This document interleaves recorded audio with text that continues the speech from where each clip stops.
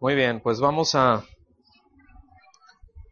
comenzar el tema del día de hoy, que es el número 15 de esta serie, ah, la verdad del Evangelio de la Gracia. Es esta, pues no sé si sea estudio, pero estamos exponiendo la carta a los Romanos versículo por versículo.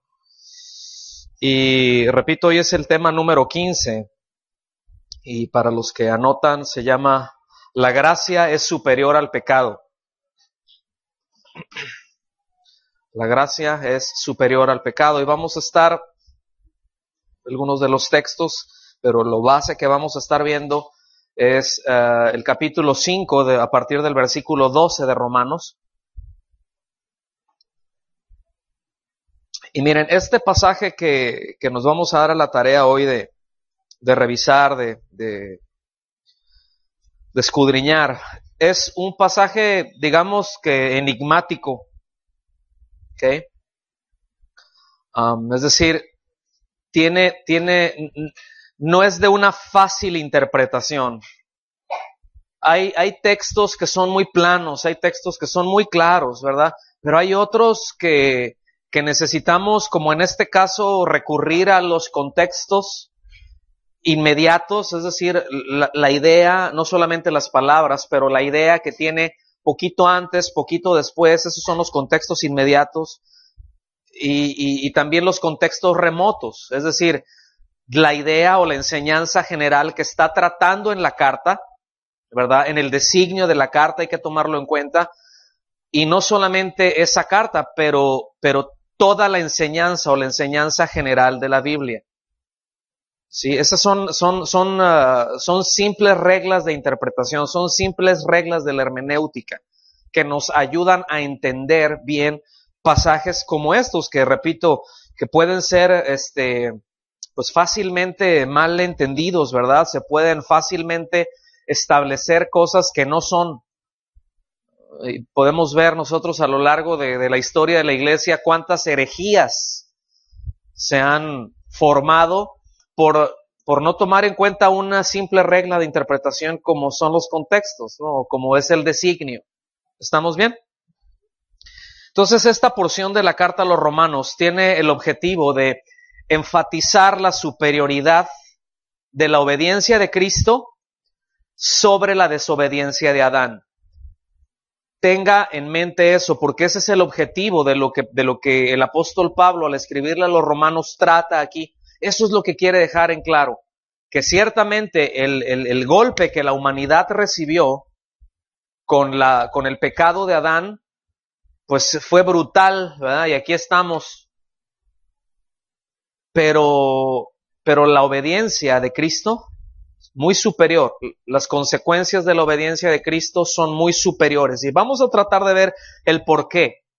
Y vamos a tratar de ver el por qué, pero escuche bien, desde la perspectiva de Dios, desde cómo Dios lo ve. Porque ahí es en donde muchas veces como que ya luego como que no le encontramos el lado al círculo, ¿verdad?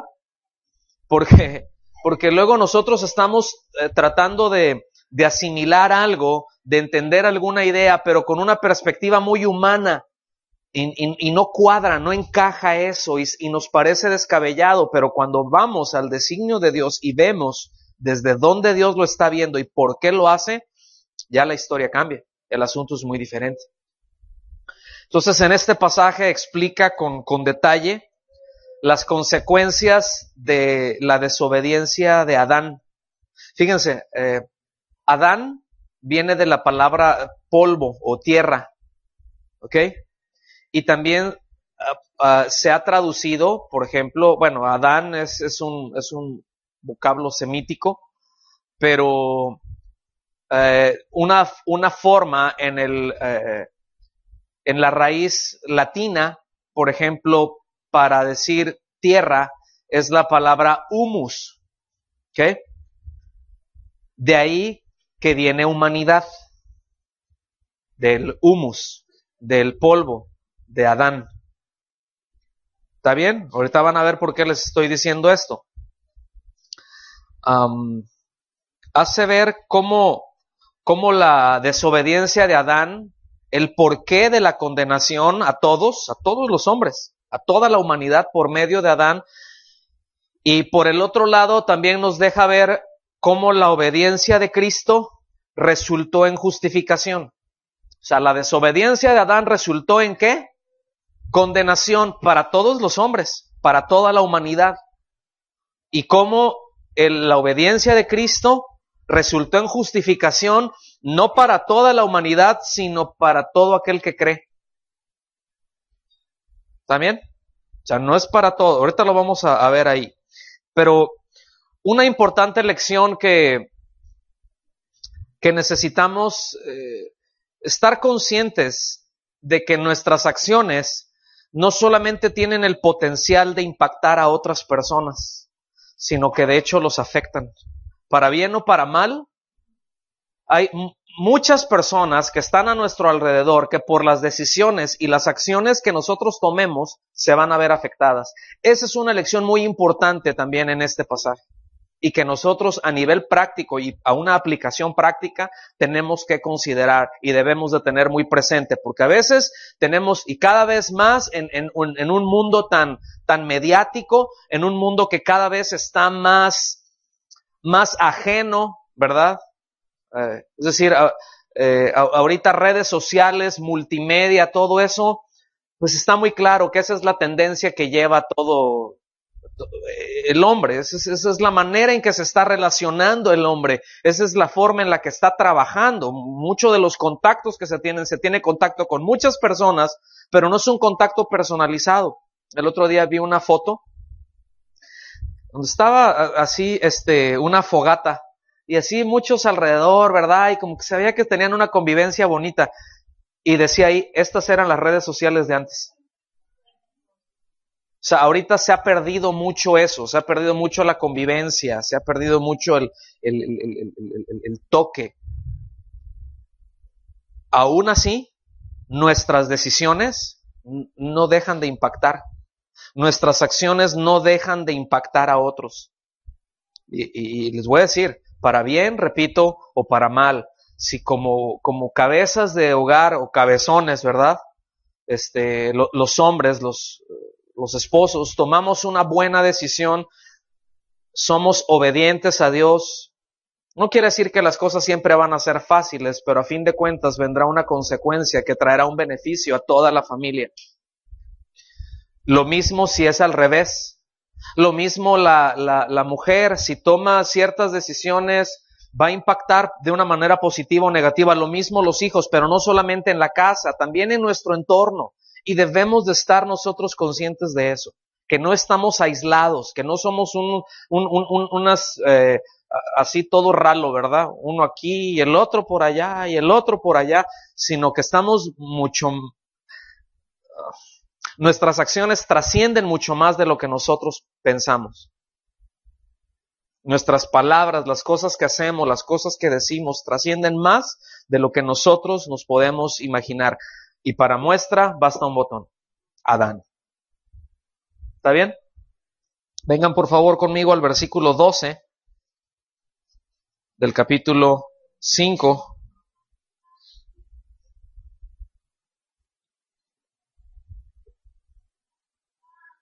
Y dice, por tanto, como el pecado entró en el mundo por un hombre, es decir, Adán fue quien introdujo el pecado al mundo. Póngame atención, el pecado se originó en Satanás, pero no fue Satanás el que lo metió a la tierra, fue el hombre, por su desobediencia. O sea, Satanás pasó por la brecha que el hombre abrió, pero el que introdujo el pecado al mundo por un hombre. ¿Ok? ¿Estamos claros con eso? Dice, y por el pecado la muerte. ¿Qué entró junto con el pecado? ¿Cuál es la consecuencia del pecado? La muerte. Dice, así la muerte pasó a todos los hombres por cuanto todos pecaron. Dice, bueno, yo no fui, fue Adán. Es que por él entró.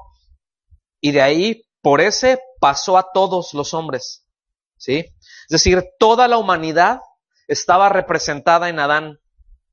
Toda la humanidad. Todos los que habían de nacer, toda la descendencia que habría de venir de Adán, porque él fue el primer humano. Y a partir de ahí, todo lo demás. No importa la raza, no importa si eres alto, chaparrito, güero, morenito, si vives allá en África, si vives en China, si estás en Los Cabos, o en la Ciudad de México, o en Nueva York, donde sea, ¿verdad? No importa las características físicas, eso no tiene nada que ver, eres un humano. Algunos dicen que es del chango, ¿verdad? Y bueno, algunos sí se parecen, pero no, hermanos. Es más, hay algunos que no se parecen, están igualitos, ¿verdad? Pero no, hay una diferencia. ¿Está bien? Entonces, toda la humanidad, repito, estaba representada en Adán. Dice, por eso es, por cuanto todos pecaron. Es decir, en Adán pecamos todos. Es que yo no estoy de acuerdo. Sorry. Pero así está establecido. ¿Sí? El pecado entró al mundo y desde Adán, escuchen bien, el hombre eligió pecar. Entró el pecado al mundo y el hombre eligió pecar. Entonces el pecado de Adán transformó toda su naturaleza interior, le trajo una muerte física y le trajo una muerte espiritual. ¿Ustedes se recuerdan cuál fue la orden que Dios le dio a Adán con respecto al único árbol que no debía de comer? Le dijo, no comas de ahí porque el día que comas, ciertamente morirás. Pregunta, ¿ese día se murió? Bueno, no se murió físicamente. Hubo una muerte, hubo una separación espiritual, pero sí se murió físicamente después. De que se murió, se murió. Y esa es la evidencia que el pecado entró. ¿Okay? El rey David, por ejemplo, estaba muy consciente de esta realidad, de este pecado que entró por Adán y que lo alcanzó a él. Él en el Salmo 51, en el versículo 5, dice, en maldad he sido formado y en pecado me concibió mi madre. Ahí no está hablando de que andaba en fornicación la mamá, no. O sea, aquí en pecado es la condición natural del hombre. En maldad he sido formado. Todo el ser humano ha sido formado en maldad. ¿Sí? Sí, y en pecado me concibió mi madre. Entonces, ¿cómo nace el ser humano? ¿Cómo es concebido? En maldad, en pecado. Así es formado. Entonces, fíjense que en un inicio la muerte no era algo inevitable. O sea, Dios no creó al hombre. Póngame atención en esto que le voy a decir porque está un poquito espeso. Pero Dios no creó al hombre para morir. Dios no creó al hombre para morir. Dios lo creó para estar con él eternamente. Pero la muerte el pecado tuvo su efecto. Es por eso que después Pablo, allá a los Corintios, ¿verdad? Les dice que por un hombre entró la muerte. ¿Por quién fue? Adán. Y por un hombre entró la vida. ¿Quién es? Cristo. Pero escuchen bien, todos los hombres de toda la humanidad, no es de como que ya se murió y ya su cuerpo ya se quedó ahí, se lo comieron los gusanos y ya se hizo polvo y quién sabe, se achicharró, se esfumó. Escuchen bien, todos los hombres serán resucitados. Todos los hombres. Absolutamente todos los hombres. Desde Adán hasta el último hombre que nazca y que muera, será resucitado. Y todos se presentarán delante de Dios. Ahorita vamos a llegar ahí. No como un fantasma, no como algo incorpóreo, sino todo lo contrario, con un cuerpo físico. Porque así fue como Dios creó al hombre. No sé si están conmigo. Y por cuanto el pecado entró por el hombre y por este hombre y por el pecado trajo la muerte, porque la paga del pecado es muerte.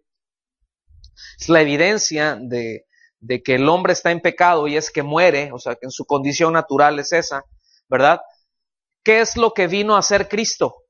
Ciertamente Él murió como hombre, ¿verdad? Pero ¿qué pasó al tercer día? Porque eso no nos debemos de olvidar de eso.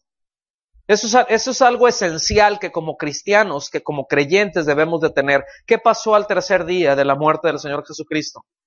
Resucitó, ¿verdad? Resucitó. Y en esa resurrección, escuchen bien, trae la garantía para el creyente de que será resucitado y será glorificado. ¿Están conmigo? ¿No le dan gracias a Dios por eso? Está esa garantía al creyente de que Él lo resucitará para glorificarlo en un cuerpo. Pero escuche bien, también está la garantía con su resurrección de que el impío también resucitará y tendrá un cuerpo para toda la condenación eterna. O sea, la resurrección de Cristo garantiza la glorificación del creyente y la condenación del impío físicamente. ¿Están conmigo? Entonces, seguimos avanzando. Miren, por eso dije hace un momentito que la muerte no era algo inevitable. La muerte se debe a la desobediencia. A eso se debe la muerte. La decisión del primer hombre nos involucró en una situación de pecado, ¿verdad? Y de muerte, de la cual solamente Cristo puede salvar al hombre. Solamente Él. Solamente poniendo nuestra confianza en Él. ¿Okay? En la obra de Él. La palabra de Dios nos enseña con claridad a lo largo de muchos pasajes. Vamos a tocar algunos par de ellos nada más. Que hay tres claras manifestaciones de la muerte, es decir, cómo se manifiesta esa muerte. Primera es muerte espiritual, para los que anotan, es muerte espiritual o separación de Dios. Muerte espiritual o separación de Dios. En Efesios 2, capítulo 2, versículo 1 y 2, dice, Él os dio vida a vosotros cuando estabais muertos en vuestros delitos y pecados, en los cuales, versículo 2, anduvisteis en otro tiempo, o sea, eso ya fue cosa del pasado, aquí Él está hablando a creyentes, siguiendo la corriente de este mundo, conforme o en conformidad al príncipe de la potestad del aire, es decir, Satanás, el espíritu que ahora opera en los hijos de desobediencia. Ahí mismo en Efesios capítulo 4, versículo 18, dice, teniendo el entendimiento entenebrecido, ajenos o separados de la vida de Dios por la ignorancia que hay en ellos, por la dureza de su corazón. Yo quiero nada más tocar el punto, que cuando habla aquí de ignorancia no se está refiriendo a que, pues es que ignoré, no supe. No se está refiriendo a una ignorancia de que carezco de información, sino que se está refiriendo a una ignorancia de que es, yo ya sé y no quise. Yo ya sé y rechacé. Aquí ignorancia no es ausencia de información. Esa es la primera, es muerte física o muerte espiritual. La segunda manifestación, era muerte espiritual o separación de Dios, perdón. La segunda es muerte física. Muerte física. Hebreos 9:27 dice, y de la manera que está establecido para los hombres, que mueran una sola vez y después de esto, el juicio. ¿Cuántas veces va a morir el hombre? Físicamente muere ¿cuántas veces?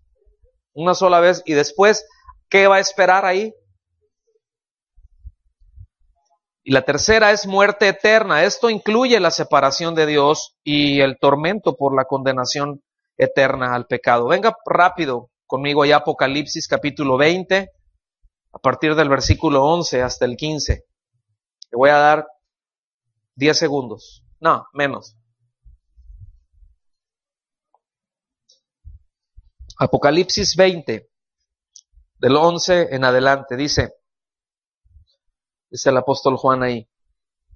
Vi un gran trono blanco y al que estaba sentado en él, de delante del cual huyeron la tierra y el cielo y ningún lugar se halló ya para ellos. Y vi los muertos, grandes y pequeños, de pie ante Dios. No eran zombies, Los libros fueron abiertos, y otro libro fue abierto, el cual es el libro de la vida. Y fueron juzgados los muertos por las cosas que estaban escritas en los libros, según sus obras. Diga conmigo, según sus obras. El mar entregó a los muertos que había en él, y la muerte y el Hades entregaron los muertos que había en ellos, y fueron juzgados cada uno según sus obras. La muerte y el Hades fueron lanzados al lago de fuego. Esta es la muerte segunda. El que no se halló inscrito en el libro de la vida fue lanzado al lago de fuego. ¿Okay?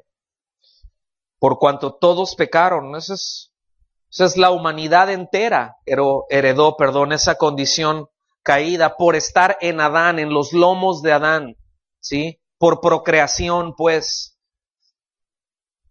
El hombre no es pecador porque peca. Yo quiero que a usted le quede claro eso. El hombre no es pecador porque peca. Peca porque es pecador.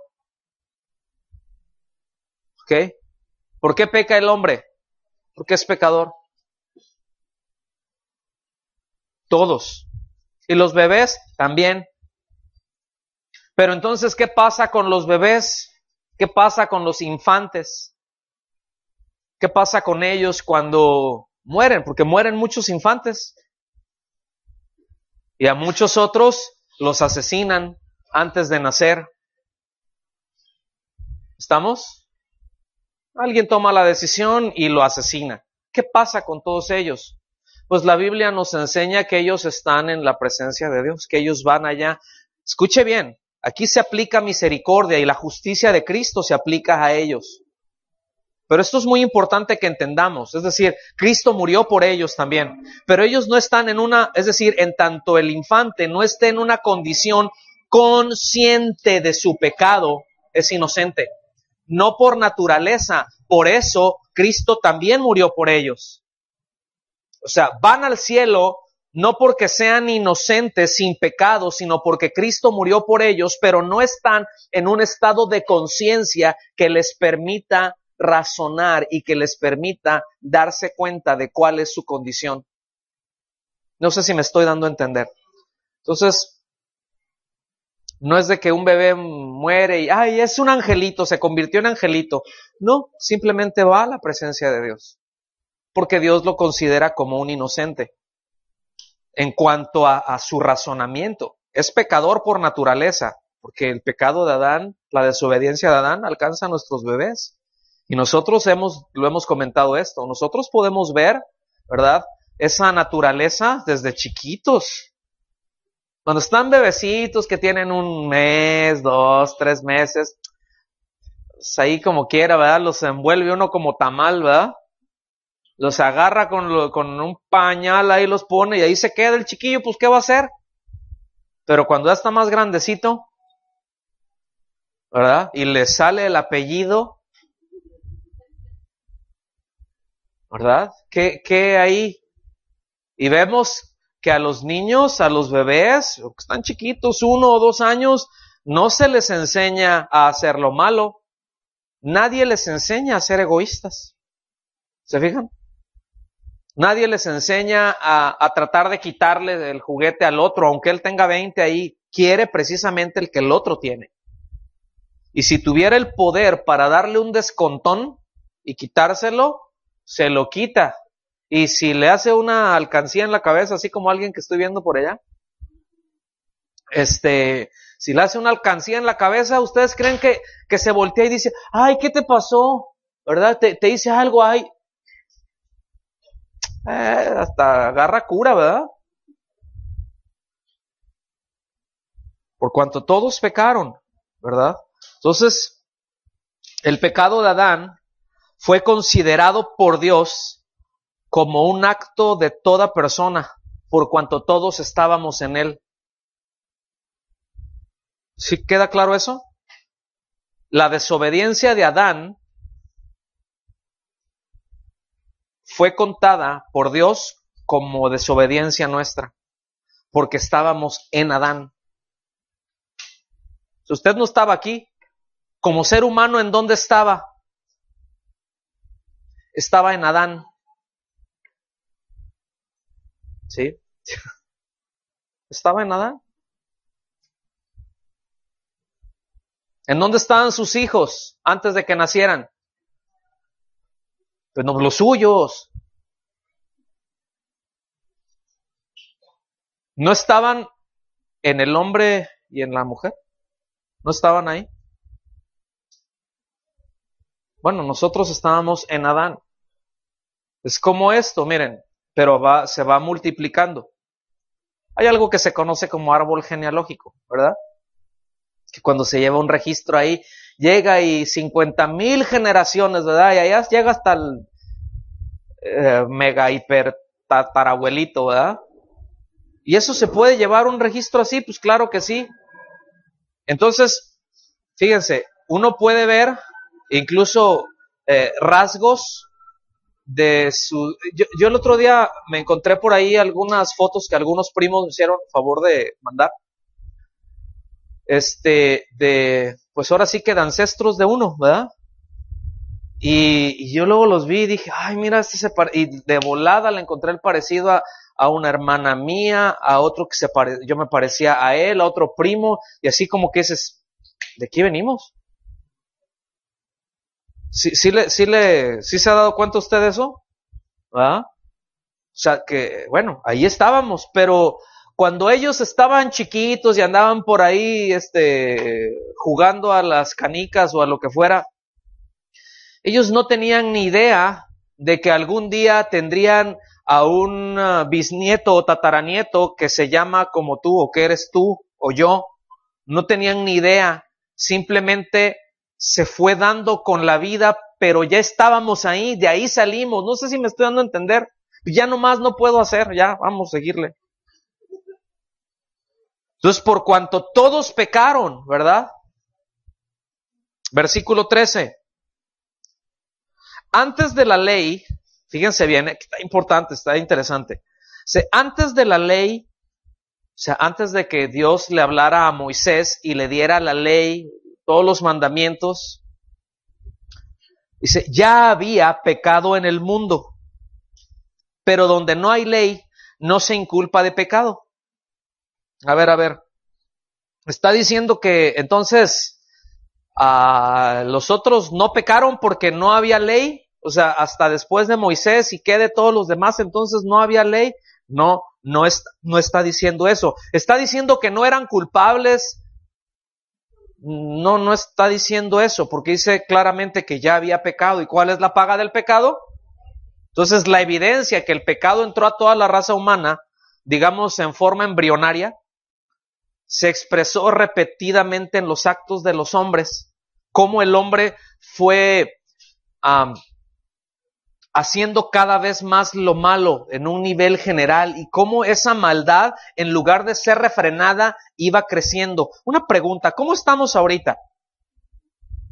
A ver, si el hombre tiene la capacidad de automejorarse, como dicen algunos, que el hombre avanza, explíqueme cómo estamos ahorita en cuanto a la maldad.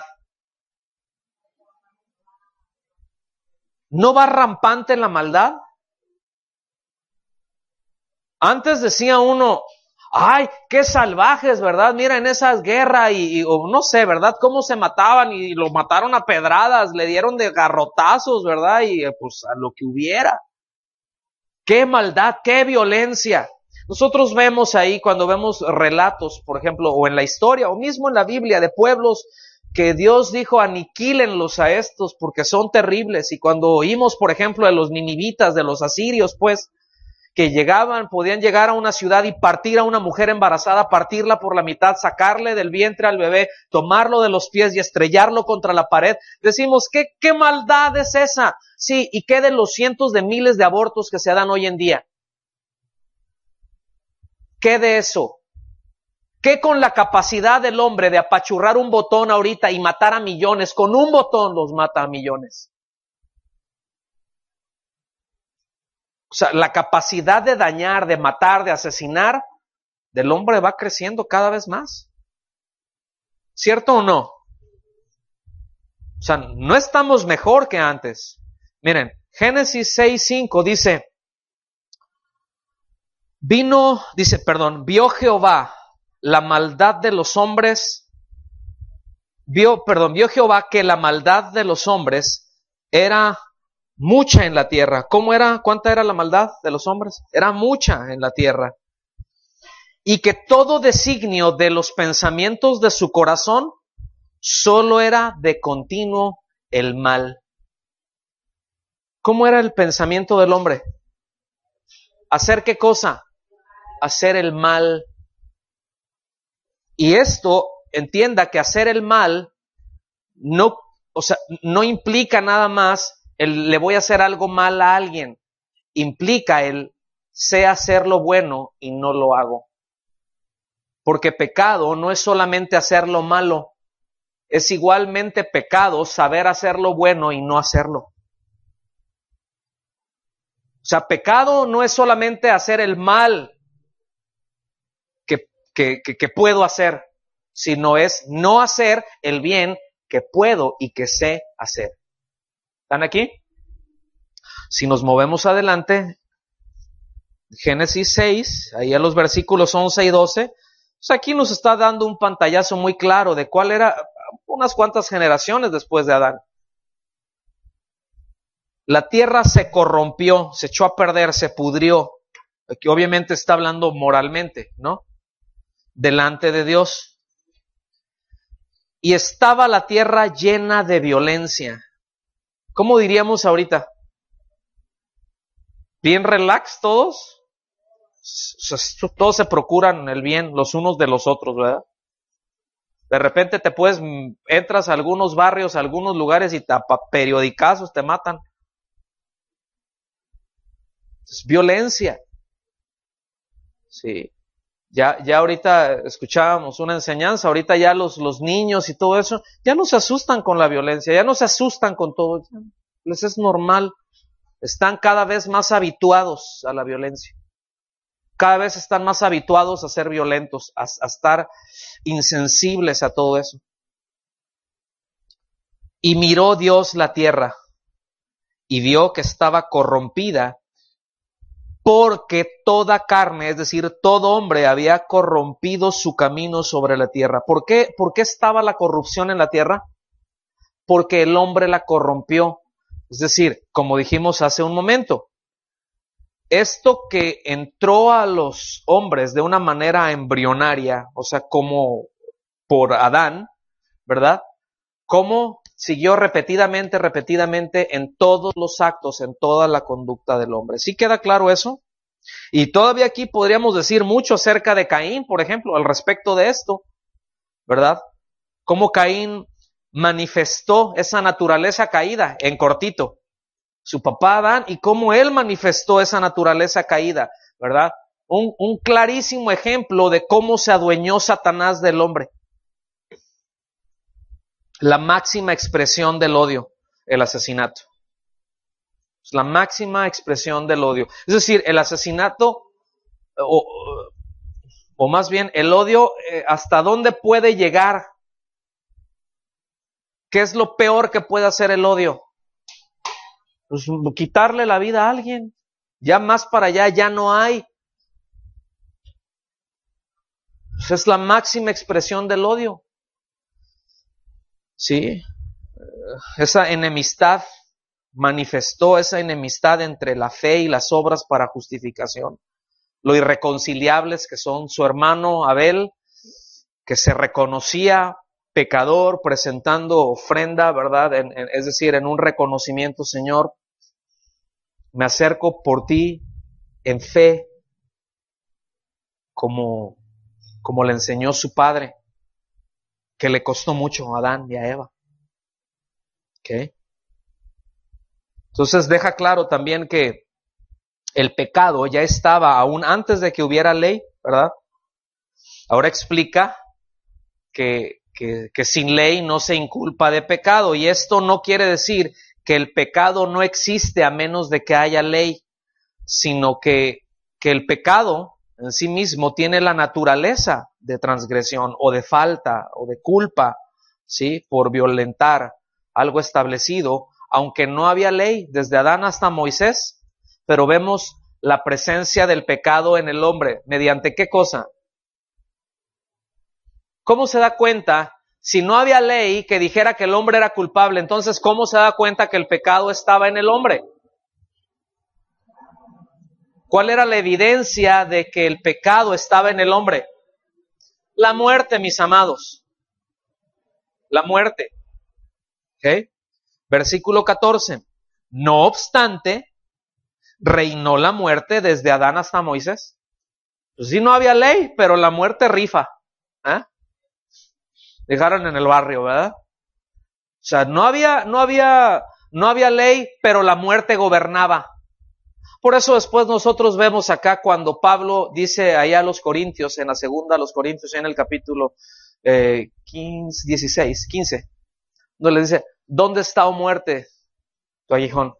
¿Dónde está, oh sepulcro, tu victoria? O sea, ya dejaste de reinar porque Cristo resucitó. Porque Cristo pagó, Cristo resucitó, dejaste de reinar. Ya no tienes gobierno, ya no puedes reinar, ya no puedes mandar, ya no eres soberana, ya se te acabó el 20. ¿Verdad? No obstante, reinó la muerte desde Adán hasta Moisés, aun en los que no pecaron a la manera de transgresión de Adán, escuchen bien, el cual es figura del que había de venir.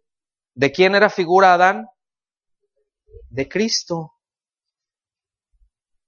¿En ququé sentido? En que la acción de uno iba a afectar a todos y la acción del otro también.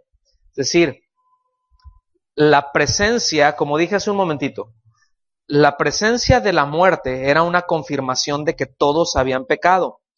Ahora, no me estoy saliendo del tema, sígame con atención, pero se nace pecador. ¿Sí está claro eso? Se nace pecador, pero también se peca por propia y deliberada decisión, a sabiendas que es transgresión. ¿Y eso quién te dice que tú sabes que es pecado y aún así lo haces? ¿Quién le decía al hombre antes de la ley o al hombre sin ley? ¿Quién le decía que eso que estaba haciendo es un pecado, que era una falta contra Dios? ¿Quién le decía eso? Su conciencia. Su conciencia. ¿Sí estamos aquí? Entonces fíjense bien, Adán entró, figura de lo que había de venir. Cristo se hizo hombre, el Hijo de Dios se hizo hombre, siendo Dios. Nunca dejó su divinidad, nunca dejó de ser Dios. Simplemente tomó, asumió. ¿Sí? El Verbo se hizo carne, se vistió de humanidad, ¿verdad?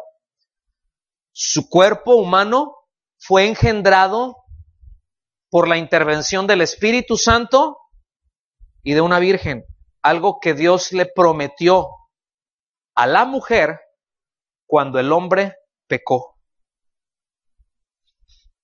Porque si usted recuerda la historia, ¿quién fue el que comió? ¿Quién fue el que desobedeció primero? ¿Adán o Eva?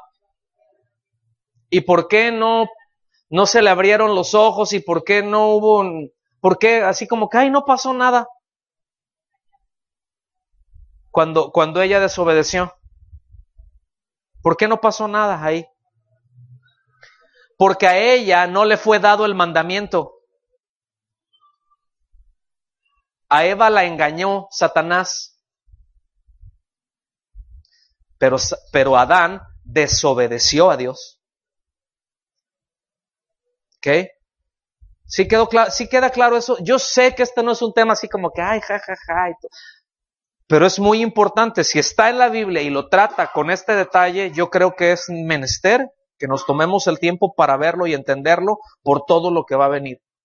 Entonces, repito, Eva Sí pecó, pero a Eva la engañaron. ¿Sí? Pero al que recibió el mandamiento no fue Eva, fue Adán. El asunto es dónde andaba Adán. Ahí andaba atrapando moscas, yo creo, no sé dónde andaba. Pero cuando Eva llegó con él, oye, no, mira, y en lugar de él agarrar y ponerle una enjabonada, ¿verdad? Y decirle, ¿qué hiciste, mujer? Deja eso, apártate de ahí, váyase para la casa. ¿Verdad? O sea, en lugar de ponerla en su lugar y decirle, no, eso, ¿cómo se te ocurre? ¿Sí? No, pues, órale pues. No sé qué había ahí, quería complacerla, no sé. Simplemente decidió pecar, decidió romper el mandamiento que Dios le dijo. Por eso cuando Dios viene y habla, ¿verdad? El hombre estaba así como que a un lado, así como que, y Dios hablándole a Satanás y a la mujer. Y le dice, ¿verdad? En pocas palabras, mira, a ti te voy a poner una recia. Es más, la descendencia de ella, tú la vas a golpear, tú la vas a herir, pero la descendencia de ella te va a matar. ¿Y a quién se está refiriendo en esa promesa? A Cristo, que nacería de una mujer sin la intervención del hombre, porque es el hombre el que transmite el pecado. Traguen gordo. El asunto es de que ninguna mujer se puede embarazar sin el hombre. Solamente hubo una, por obra del Espíritu Santo. Y eso era para engendrar al Hijo de Dios. ¿Sí? Y yo sé que todo el asunto ahí los de la teología liberal dicen, no, eso no puede ser, eso es completamente irrazonable. Bueno, eso es imposible, efectivamente. Lo que es imposible para el hombre es posible para Dios. El único que puede hacer eso es Dios. ¿Están conmigo? Entonces se hizo hombre sin la intervención de hombre, nació de mujer, y eso es lo que nosotros llamamos, y la Biblia anunció, ¿verdad? El nacimiento virginal. Entonces, así entró el Señor Jesucristo al mundo, sin pecado, como un nuevo hombre. ¿Ok? Para ser el que representa a una nueva humanidad. Nacidos de nuevo, nacidos de Dios. ¿Está claro eso?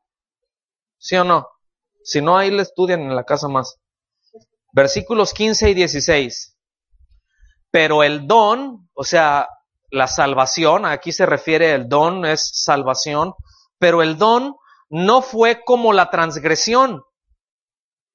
O sea, la salvación, está diciendo, no fue como la desobediencia de Adán, dice, porque si por la transgresión de aquel uno, muchos murieron. ¿Cuántos murieron? Y aquí ese muchos se está refiriendo a los hombres, sujetos a la muerte como resultado de la transgresión de Adán. Dice, la gracia y el don de Dios abundaron, ¿para cuántos? ¿Para cuántos abundó? ¿No están leyendo o qué? Abundaron para muchos. Esos muchos son todos los que creen en el Evangelio. Este muchos solo incluye a los que Dios salvó, o ha salvado, o salvará. ¿Sí está claro eso? El primer muchos incluye a todos. Ahorita voy a entrar un poquito más ahí. Este segundo muchos, solamente a los que Dios salvó. Dice, por la gracia de un solo hombre, Jesucristo. Y con el don no sucede como en el caso de aquel que pecó, porque ciertamente el juicio vino a causa de un solo pecado para condenación. ¿Cuántos pecados cometió Adán para recibir condenación y toda la humanidad quedar bajo condenación? Fíjense bien, ¿eh? El juicio vino a causa de un solo pecado para condenación. Pero el don, o sea, la salvación, vino a causa de muchas transgresiones para justificación.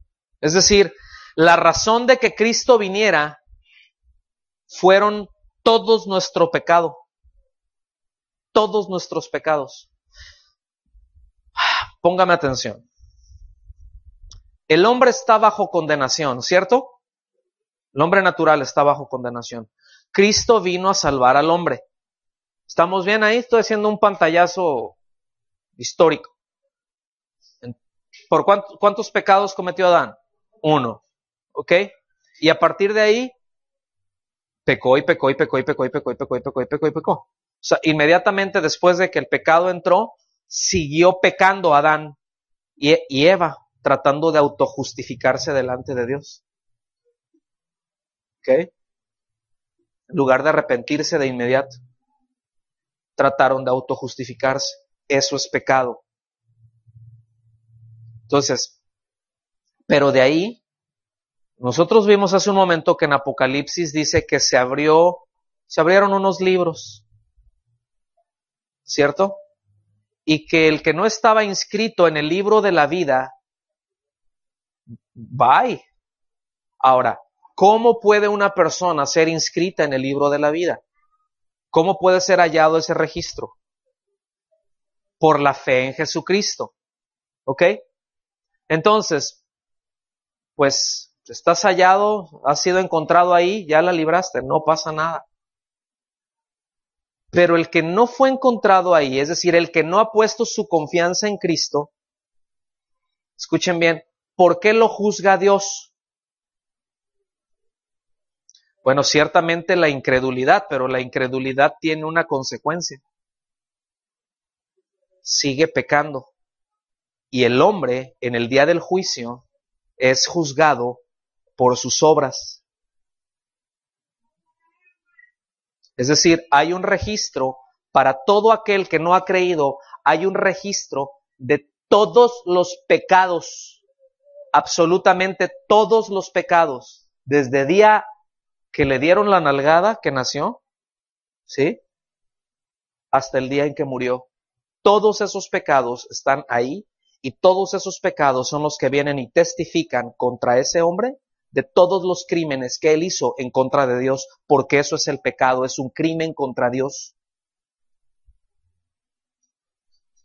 Y la única manera de salir de esa condición es con nuestra confianza en Cristo. ¿Está claro, hermanos? Hasta aquí vamos aprendiendo algo, porque yo sé que este es un tema, pero como creyentes, o sea, si hemos de conocer el Evangelio y tener claro todos los aspectos y poderlo compartir con libertad y con precisión, necesitamos tener en cuenta y saber bien estos detalles. ¿Sí están conmigo? Entonces, qué gracia, ¿no? Qué gracia.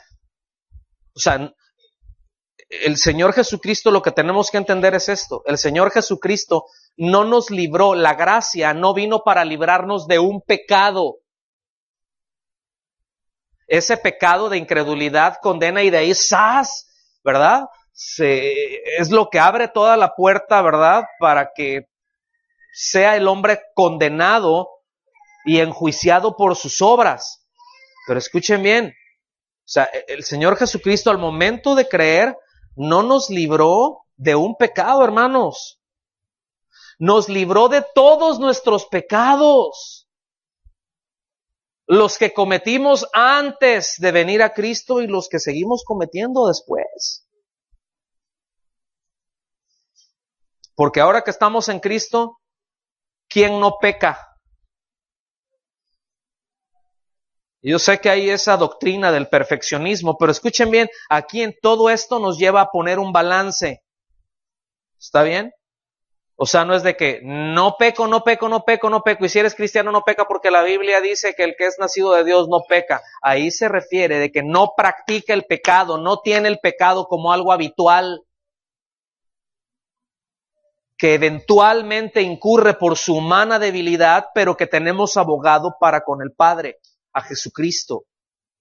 Entonces, esa sangre de Cristo nos limpió, no solamente de nuestros pecados y nos cubrió y borró la historia de pecado antes de que viniéramos a Él, sino de la de toda nuestra vida, hermanos. Vean la gracia, vean la superioridad de la gracia sobre el pecado. ¿Está claro o no? Porque el pecado entró por un hombre, pero ¿qué fue lo que hace el pecado? Una producción de pecados. Corrompe inmediatamente y otro, y cada vez más, y se corrompe y va de mal en peor. Y no hay manera de que el hombre pueda automejorarse, ni con religión, ni con psicología, ni con nada absolutamente. Solamente cuando es librado y es limpiado por la sangre del Cordero de Dios. ¿Está aquí conmigo? Entonces la misericordia de Dios es para todos, hermanos. Escuchen bien esto. La misericordia de Dios es para todos porque no nos da lo que nos merecemos. Eso es misericordia. Es decir, si Dios le diera al hombre lo que el hombre merece por sus pecados, el mismo día que nace lo mata. Vean qué misericordia. Eso es misericordia. Que pueda andar ahí el chupacabras, ¿verdad?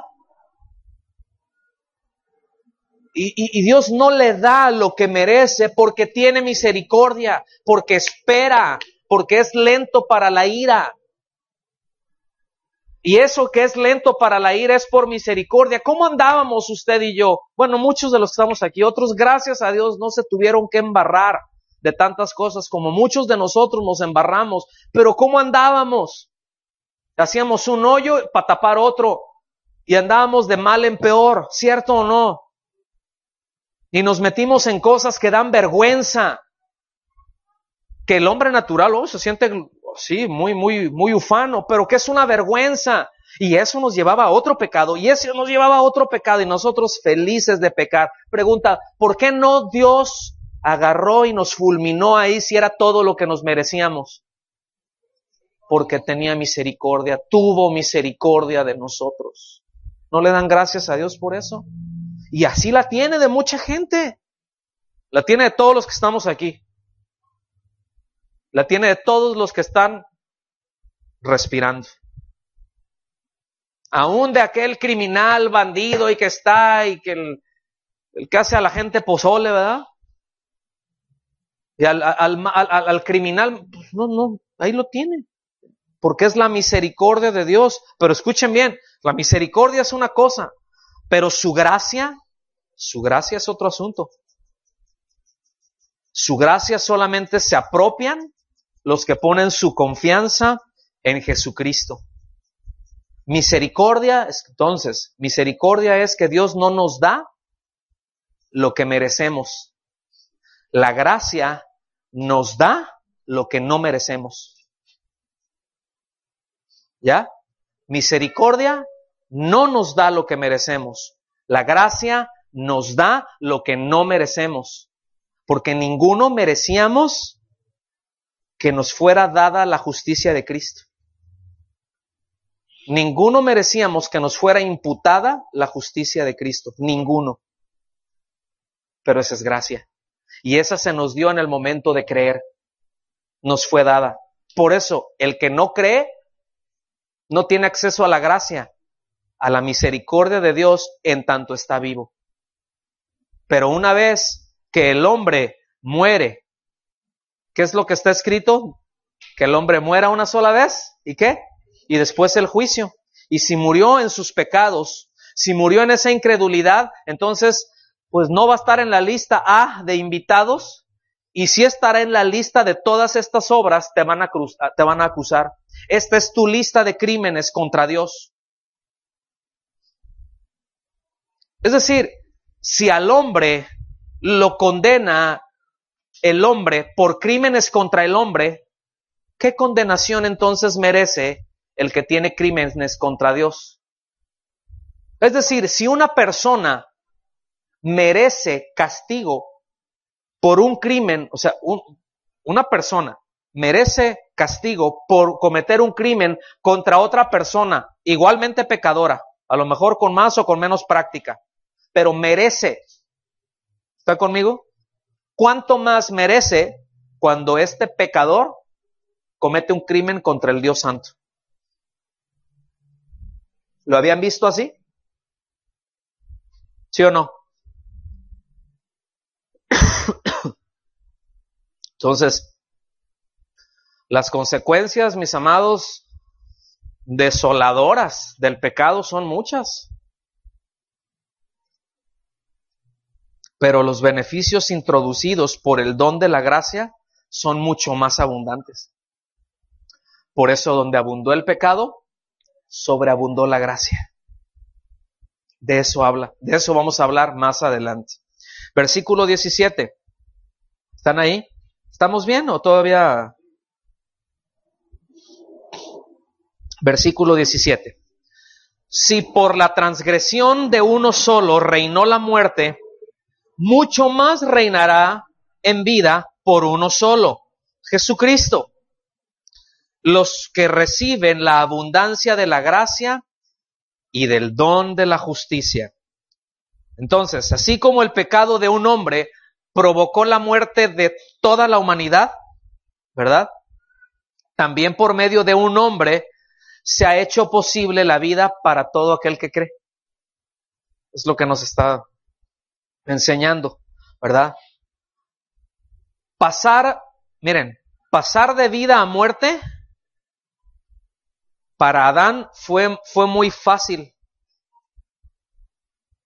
Fue una sola desobediencia, comer una sola vez de lo que Dios le dijo que no. Una sola vez lo hizo. Fue muy fácil pasar de muerte a vida. ¿Está aquí conmigo? Eso fue muy fácil. De vida a muerte. De vida a muerte fue muy fácil. Una sola falta, un pecado. Nada más. Pero proveer la base para que el pecador pasara de muerte a vida fue lo más costoso para Dios, porque exigió la encarnación del Verbo, de su Hijo, y que éste fuera entregado a la cruz en sustitución de todos los pecadores. De vida a muerte, ¡zas! Facilito. De muerte a vida, solamente, como dice ese himno antiguo, solo de Jesús la sangre. ¿Qué nos puede perdonar? ¿Qué nos puede limpiar? Solo de Jesús la sangre. ¿Están conmigo? Versículo 18. Así que, como la transgresión de uno, fíjense, así que como, se está poniendo una figura retórica para que nos demos cuenta, como por la transgresión de uno vino la condenación a todos los hombres. Aquí habla de todos los hombres en sentido literal. Todos los hombres aquí es literal. Dice, de la misma manera, por la justicia de uno, vino a todos los hombres la justificación que produce vida. Todos los hombres aquí, segundo, todos los hombres, se refiere solamente a los que han creído. Esta es una figura retórica que se llama sinécdoque. Los que estudiaron, ya los que llevaron el curso de hermenéutica ya se acuerdan. ¿Qué es la sinécdoque? Apunta a una parte por el todo y el todo por una parte. Es decir, cuando habla en la Biblia, que dice, por ejemplo, voy a poner dos ejemplos, que dice que la encomienda de predicar el evangelio, predícale a toda criatura, eso es a uno que otro o a todos, es literal. O sea, ¿es sentido figurado o es literal? Es literal, a todos. ¿Está bien? Pero escuchen bien, cuando dice, por ejemplo, que Pablo había predicado, ahora sí que a todo el mundo conocido, predicó a todo el mundo, o sea, el evangelio ya se había conocido en todo el mundo. No, ahí se estaba refiriendo nada más al imperio. Pero acá los chichimecas y los totonacas no habían recibido nada.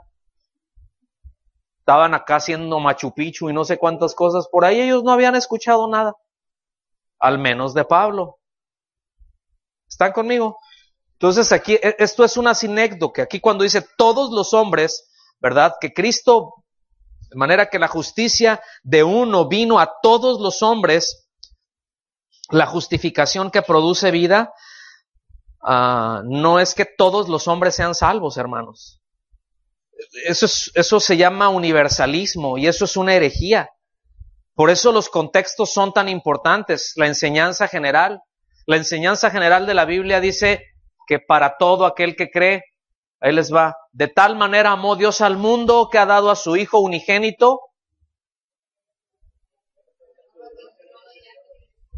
Entonces, ¿por qué está la condicionante a que todo aquel que cree y no, pues ha dado, o sea, mire, quite ese a todo aquel que cree y tiene universalismo. Quite ese a todo aquel que cree y todos los hombres son salvos. ¿Sí queda claro eso? Pero la condicionante es a todo aquel que cree, y lo podemos ver a aquel que cree, a todo aquel que cree, aquel que cree. Esa es la enseñanza general, ese es un contexto remoto. Eso es lo que vemos desde un inicio en la carta a los Romanos. Porque el Evangelio es poder de Dios para salvación a todo aquel que cree. A todo aquel que cree. ¿Sí quedó claro ya? Entonces, lo que resalta aquí es que así como hubo un solo acto de transgresión para la condenación, solamente hay un acto de justicia para la salvación. Ese es el símil que trae, así como, ese es el símil que usa. ¿Cuántos actos para la condenación hubo? Uno. ¿Cuántos actos hay para la justificación? Uno. ¿Cuál es? La muerte de Cristo. Versículo 19. Así como y aquí lo reafirma, así como por la desobediencia de un hombre, muchos fueron constituidos pecadores, entiende muchos, todos. Así también, por la obediencia de uno, muchos serán constituidos justos. Mismo caso, reafirma el verso anterior. El primero, muchos, es literal. El segundo, muchos, es una sinécdoque. ¿Ok? Es una figura retórica. Entonces, por eso, no les sirve a los universalistas usar estos textos para tratar de probar que al final todos los hombres serán salvos, porque eso, el universalismo, eso es lo que dice. Miren, a fin de cuentas, Cristo murió por todos los hombres. Todos serán salvos. Lo que pasa es que no saben que son salvos. Entonces, lo que hay que ayudarles, ¿verdad? Lo que hay que ayudarles es a entender su identidad. ¿Ha escuchado eso? Pero es que no saben que serán salvos. Pero, ¿saben por qué se conduce esta persona así, asado? No, pues que es pecador. No. Es que no conoce su identidad. Es que no conoce que ella es una princesa de Dios. Entonces hay que enseñarle cómo es una princesa de Dios para que esa es su identidad, y cuando ella conozca su identidad se va a conducir como una princesa de Dios. Y sigue siendo la misma rana. Si Cristo no viene y cambia su naturaleza. Aunque conozca la identidad. Porque conocer cómo se debe de comportar alguien no te hace ser alguien. Yo puedo saber cómo se debe de comportar un hombre rico y eso no me hace rico. No sé si está claro, es un ejemplo bobo, pero yo creo que es muy claro. Entonces, esa onda de que tienes que conocer tu identidad para que te comportes de esa manera, eso el trasfondo, la raíz es universalismo. Porque dicen, al final, todos los hombres van a ser salvos, porque ya Cristo ya pagó. ¿Cuántos saben que eso no es cierto? ¿Ok? Pero es que la Biblia dice, sí, nada más que el asunto es no dice lo que tú dices que dice. Entonces, repito, no les sirve esto a los universalistas, porque está claro que así como el pecado de Adán afecta a los que están en Adán, es decir, el hombre natural, el acto de justicia de Cristo solamente beneficia o afecta para bien a los que están en Cristo, a los que han puesto su confianza en Cristo. O sea, el hombre natural está en Adán, el creyente está en Cristo, y esa es una diferencia que la Biblia la marca vez tras vez, tras vez, tras vez. De hecho, es una de las expresiones favoritas del apóstol Pablo y de otros, en Cristo, en Él. ¿Está bien? Ahora, fíjense bien. No sé a cuántos les ha molestado esta pregunta, o cuántos se han preguntado, o a cuántos les han preguntado esto y se patinaron, se han patinado y se siguen patinando. ¿Están listos? ¿Por qué Dios creó al hombre si sabía de antemano que el hombre iba a pecar?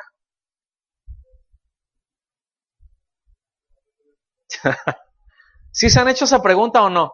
¿O nada más yo? Soy el único hijo de Adán que se hizo esa pregunta alguna vez. ¿Cuántos han hecho esa pregunta? Entonces, ¿por qué Dios permitió que Adán pecara? ¿Verdad? Que muchos tienen la idea de que Dios creó al hombre y lo hizo, y el hombre pecó y dijo, ¡ay! ¿Y ahora qué hago? Oh, ahora, ¿quién podrá defendernos? ¿Verdad? Entonces, así como que plan 1, escuchen bien, como que plan 1, plan A, era Adán y le salió malo. Entonces, plan B, hijo, tienes que encarnarte porque el asunto está muy feo. No sé, ¿ustedes qué opinan, querubines? O sea, escuchen bien, Dios nunca ha tenido plan B. Cristo siempre ha sido plan A. La Escritura nos enseña de que el Cordero había sido sacrificado aún antes de la fundación del mundo. Es decir, era algo que Dios había determinado ya, desde antes de crear todo. La pregunta es, ¿por qué? ¿Por qué? ¿Por qué? ¿Por qué? ¿Por qué si sabía que eso iba a pasar? Entonces, ¿por qué no dejarlo todo así? ¿Sí se han preguntado eso? Bueno, la respuesta es sencilla realmente. Porque como mencionamos, es desde antes de la fundación del mundo, Dios ya había previsto el sacrificio de Cristo para levantar al hombre de su caída y hacerlo semejante a su Hijo. Nada más glorioso. No hay nada que muestre el amor de Dios tanto como eso, como la encarnación de su Hijo, como el sacrificio expiatorio. Nada. Dios seguiría siendo amor. ¿Estamos? Porque Dios es amor. Pero ¿qué se recuerdan de la semana pasada? Que dice Romanos 5:8. Mas Dios muestra su amor para con nosotros, en que siendo aún pecadores, Cristo murió por nosotros o en lugar de nosotros. Si eso no ocurre, el amor de Dios no se muestra. Se mostraría el perfecto orden de Dios, pero no el amor, a tal grado. Y nada hay que le dé más gloria a Dios y que exalte tanto la gloria de Cristo, ¿sí?, como el venir y salvar a un pecador. Lo hemos dicho vez tras vez tras vez, que el nuevo nacimiento, que la salvación es algo mucho más grande aún que la creación misma. Nosotros creemos en milagros, hemos visto milagros, yo he visto cómo Dios levanta muertos. O sea, si quieres que hablemos de milagros, lo podemos hacer y yo no tengo ningún problema. Es Dios todopoderoso, no tengo ningún problema con eso. Creemos en los milagros. Aquí hay 2, 3 que han experimentado milagros de sanidades gruesos y que no es de cómo te sientes si traes una gripe y te dolía la cabeza, sino que está documentado. Pero nada más que no los andamos cacaraqueando. ¿Sí? Porque hay algo más grande que eso, que es la gloria de Cristo. Porque a fin de cuentas Dios nos sana y nos vamos a morir otra vez. Entonces está bien, pues, que Dios nos sane, queremos eso, buscamos eso, por eso oramos por los enfermos, queremos que Dios haga un milagro. y lo sane y extienda su misericordia y su gracia para sanarlo. ¿Sí me explico? Pero escuchen bien. ¿Qué es más glorioso? ¿Que Dios sane de SIDA a una persona o que hizo los cielos y la tierra y todo el cosmos? ¿Qué es más glorioso? Toda la creación, ¿cierto? Pero la creación fue hecha de ex nihilo, o sea, de lo que no había, de lo que no existía. Por la palabra de Dios, algo vino a ser creado. Pero milagro más grande, algo más poderoso, es que el Señor viene y hace una nueva criatura de algo que ya está corrupto, de algo que ya se corrompió, hacer algo nuevo de eso. A ver si es un ejemplo bobo, pero ahí les va. ¿Se puede hacer una silla de un árbol fresquecito? Ahí cortaron el tronco y saca los tablones y saca la madera. ¿Puede hacer una silla? ¿Verdad? Ok. Ahora, esa silla le entró polilla y se pudrió. Pregunta, ¿puede hacer la silla con ese mismo material? ¿Sí o no? ¿Por qué? Porque ya está corrupta, ya está podrida, ya es material que no se puede utilizar. Es mejor tirarlo y hacer otra nueva. Entonces es la única persona que puede cambiar la naturaleza a eso corrupto, a eso podrido, es Cristo. Nada más muestra la gloria de Cristo que venir y salvar a un pecador. ¿Están conmigo? Entonces ya tiene la respuesta a su pregunta. Versículo 20. La ley. ¿Sí aguantan otros media hora? No es cierto. 15 minutos sí. La ley, pues, se introdujo para que el pecado abundara. Ay, ay, ay. Pero cuando el pecado abundó, sobreabundó la gracia. Aclaremos algo nada más aquí con esto, porque dicen, ahí está la ley metió el pecado. No. No, el pecado no se originó en la ley. La ley, como lo veremos más adelante, es santa y es justa, pero reveló el pecado como una transgresión contra Dios. ¿Okay? A la hora de entrar la ley, entonces lo que hizo fue decirle a la humanidad, todo esto y esto y esto y esto y esto que se está haciendo y que ha hecho el hombre ha sido crímenes contra Dios. Eso es lo que hizo la ley. Le puso nombre al crimen. Lo hizo oficial. Pero el efecto del pecado ya estaba y la presencia del pecado ya estaba antes de la ley. ¿Sí quedó claro ese punto? Ah, qué bueno. ¿Verdad? Entonces, por otra parte, la gracia de Dios reveló o revela y demuestra ser mayor que todo pecado. Pecado tiene consecuencias funestas, ¿cierto o no? Pero la gracia es más grande que el pecado. O sea, no hay pecado que Dios no pueda cubrir con su gracia. No hay pecado que Dios no pueda lavar con la sangre de su Hijo. ¿No le da gracias a Dios por eso? No hay pecado. Pero es que yo he sido así, y he sido así, y he hecho esto, y he hecho aquello, y... Arrepiéntete. Arrepiéntete. Reconoce eso, reconoce tu condición, reconoce tu incapacidad de automejorarte. Y aférrate a lo que Cristo hizo a favor tuyo y de todo aquel que cree. Entonces, seguimos avanzando, versículo 21, y este es el último versículo. Dice, porque así como el pecado, así como por el pecado, para que así como el pecado reinó para muerte, ¿okay? Así también la gracia reinará para la justicia, para vida eterna, mediante Jesucristo, Señor nuestro. ¿Qué nos quiere decir todo esto? Que todas las demandas de la santidad de Dios han sido satisfechas y la pena que la ley establece por el pecado fue cumplido. ¿Sí?